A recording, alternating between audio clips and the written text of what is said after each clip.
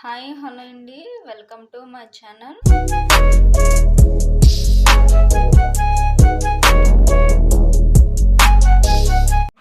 ఇక్కడ స్పైసీగా egg rice ఎలా చేయాలో నేను చూపిస్తానండి. 3 ఎగ్స్ ఉంటే చాలండి, చాలా టేస్ట్గా ఫుడ్ మనం ప్రిపేర్ చేసుకోవచ్చండి. స్పైసీగా ఈవినింగ్ టైంలో. దీనికి కావాల్సిన పోపు దినుసులు, ఒక ఉల్లిపాయ కట్ చేసుకుని అలా పెట్టుకున్నానండి, ఒక 4 పచ్చిమిర్చి. ఇవన్నీ కూడా మనం పోపు దినుసులు అన్నీ రెడీ చేసుకుని ఇలా పక్కన పెట్టేసుకున్నానండి. ఇలా 3 ఎగ్స్ ఒక గిన్నెలోకి ఇలా పగలగొట్టుకుని పక్కన పెట్టుకున్నానండి. దీనికోసం మనం ఇలా కడాయి తీసుకుని స్టవ్ మీద పెట్టేసుకున్నానండి.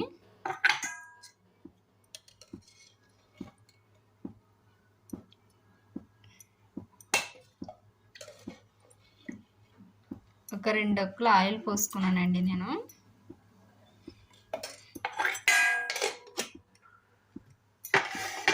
ఆయిల్ వేటెక్కిన తర్వాత కొద్దిగా ఉల్లిపాయలు వేసుకోవాలండి. ఇలా ఉల్లిపాయలు మొత్తం వేసేసుకోవాలండి. దీంట్లోనే పచ్చిమిర్చి కూడా వేసుకుని బాగా వేగించుకోవాలండి ఒక 2 నిమిషాల పాటు. ఇవి ఇలా కలుపుతూ ఒక 2 నిమిషాల పాటు వేగించుకోవాలండి.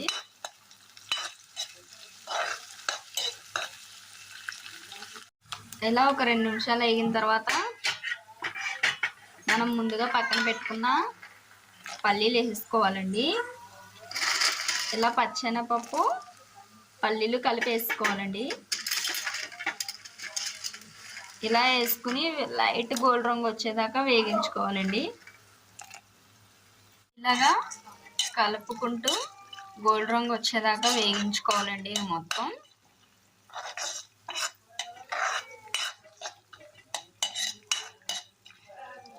సరే కదండి, ఇలా లైట్ రంగులో వచ్చిన తర్వాత మనం మిగిలిన ఎండుమిర్చి, జీలకర్ర, కరివేపాకు కూడా కలిపి వేసేసుకుని వేగించుకోవాలండి 1 నిమిషం పాటు.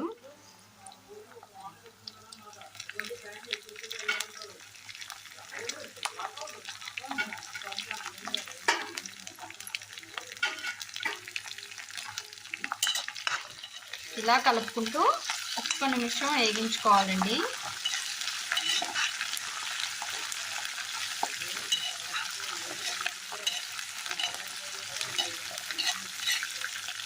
ఇలా వేగిన తర్వాత స్టవ్ ఆఫ్ చేసుకుని ఇది వేరే గిన్నెలోకి తీసేసుకోవాలండి పక్కకి. చూసారు కదండి, ఇలాగా ఒక ప్లేట్లోకి తీసేసుకోవాలండి. ఇప్పుడు ఇదే ప్యాన్లో ఇంకొక డొక్క ఆయిల్ పోసుకుని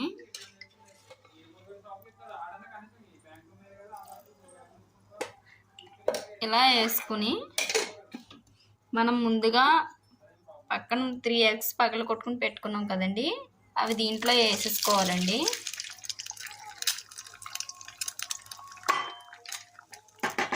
ఇలా వేసుకుని ఇలా కలుపుకుంటూ వేగించుకోవాలండి ఒక 2 నిమిషాల పాటు.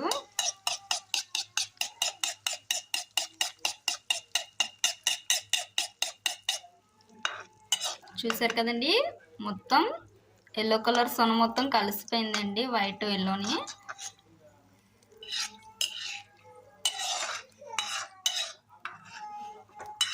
ఇలా మొత్తం వేగించుకోవాలి బాగా వేగేదాకానండి. చూసారు కదండి, ఈ విధంగా వేగిన తర్వాత దీంట్లో వేసుకోవాల్సినవి చూపిస్తానండి.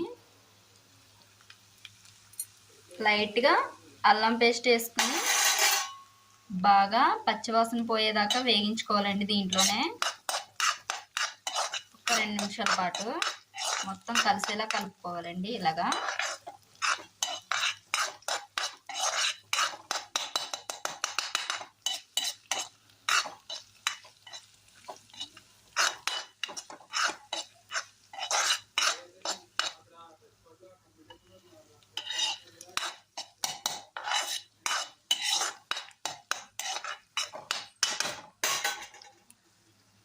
ఇలాగా ఒక చెంచా కారం వేసుకోవాలండి.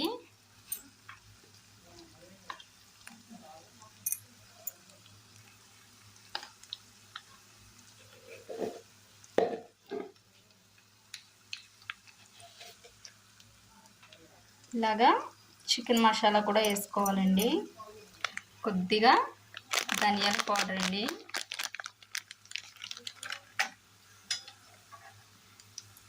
లైట్గా పసుపు,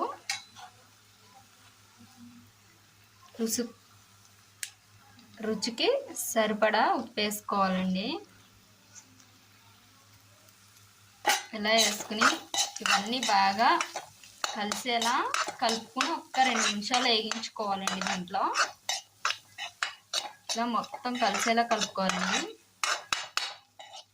నేను చేసిన వీడియో ఎలా ఉందో చూసి కామెంట్లో చెప్పండి.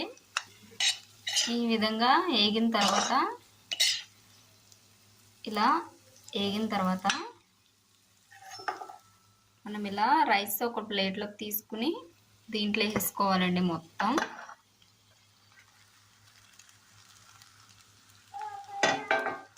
రైసు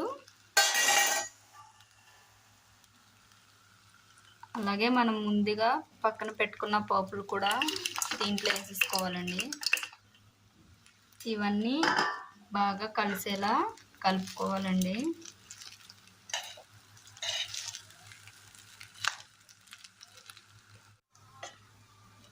చూడండి, ఈ విధంగా మొత్తం కలిసేలా కలుపుకోవాలండి.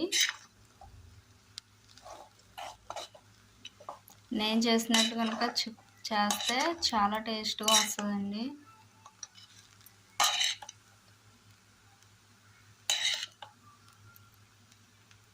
ఇలా కలుపుకోవాలండి బాగా మొత్తం కలిసేటట్టు.